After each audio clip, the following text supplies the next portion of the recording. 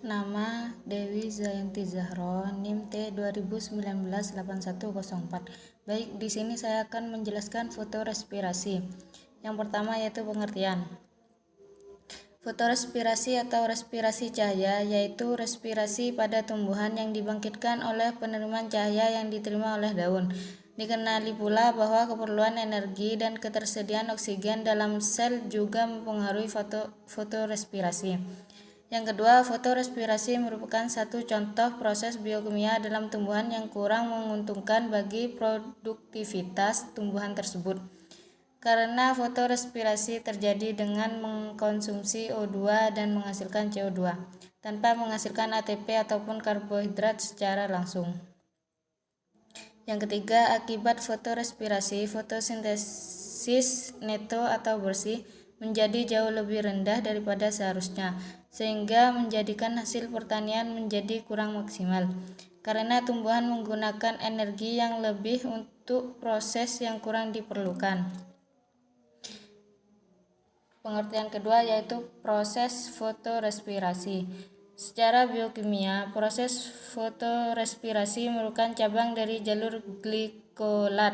Enzim utama yang terlibat adalah enzim yang sama dalam proses reaksi gelap fotosintesis, rubisco ribolosa, bifosfat, karboksilase, dan oksigenase. Yang kedua, jika kadar CO2 dalam sel rendah, misalnya karena meningkatkan penyinaran dan suhu hingga laju produksi oksigen sangat tinggi dan stomata menutup, RUPB akan dipecah oleh rubisco menjadi P-glikolat dan P-gliserat dengan melibatkan satu molekul air menjadi glikolat dan POH. Yang ketiga, P-gliserat, P dibaca fosfo, akan didefosforilasi oleh ADP sehingga membentuk ATP. P-glikolat memasuki proses agak rumit menuju peroksisoma, lalu mitokondria, lalu kembali ke peroksisoma untuk diubah menjadi serin. Lalu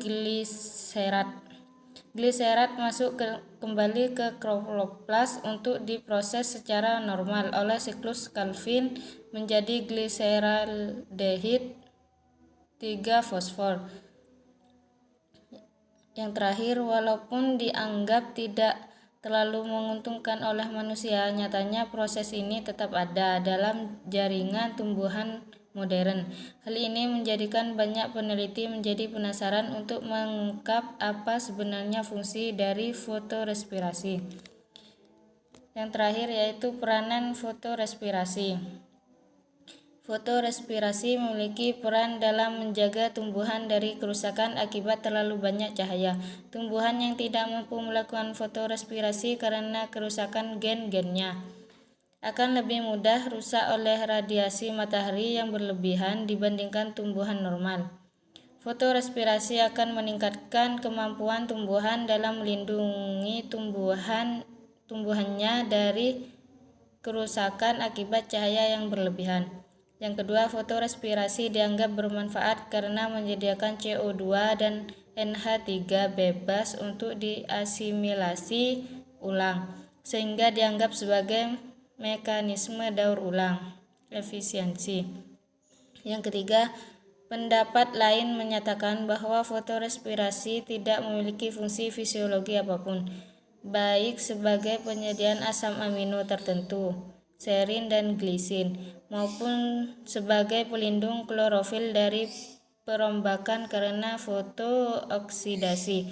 Terima kasih.